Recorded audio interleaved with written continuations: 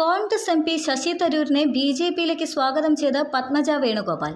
താൻ മുൻപ് പറഞ്ഞത് തെറ്റല്ല എന്ന് ഇപ്പോൾ തരൂർ പറയുന്നത് കേട്ടപ്പോൾ ബോധ്യമായില്ലേ എന്നും പത്മജ പറയുന്നുണ്ട്.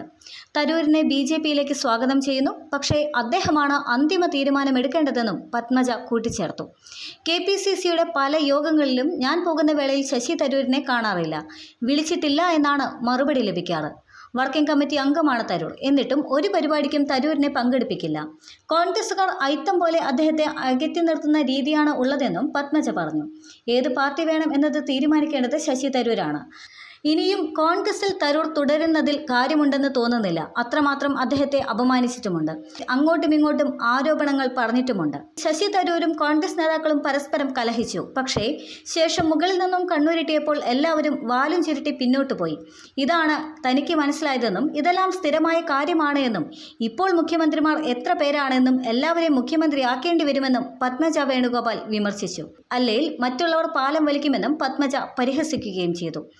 എല്ലാ കോൺഗ്രസ് നേതാക്കളും പോയി ഡൽഹി കണ്ടുവരും, അല്ലാതെ ഒന്നും നടക്കില്ല. പുനഃസംഘടന എന്ന് കേൾക്കാൻ തുടങ്ങിയിട്ട് 4 കൊല്ലമായി. ഇന്ന് വരെ DCC സെക്രട്ടറിയെ പോലും മാറ്റിയിട്ടില്ല. കോൺഗ്രസിന് ശക്തിയുണ്ടായിരുന്ന തൃശൂർ പോലുള്ള സ്ഥലത്ത് ഒരു DCC അധ്യക്ഷനെ വെക്കാൻ പറ്റുന്നില്ലത്രേ. ആളില്ല എന്നാണ് പറയുന്നത്. ഇത്ര ഗതികേടാണോ കോൺഗ്രസിനെ എന്നും പത്മജ വേണുഗോപാൽ ചോദിച്ചു.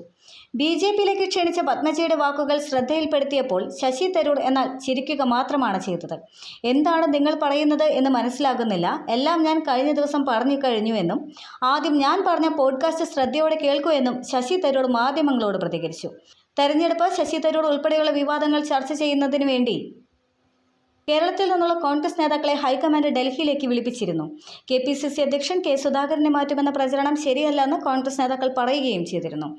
എന്നാൽ യോഗത്തിന് ശേഷം കൃത്യമായ നിലപാടെടുക്കാൻ സാധിക്കാതെ യോഗം പിരിച്ചുവിടുകയുമായിരുന്നു.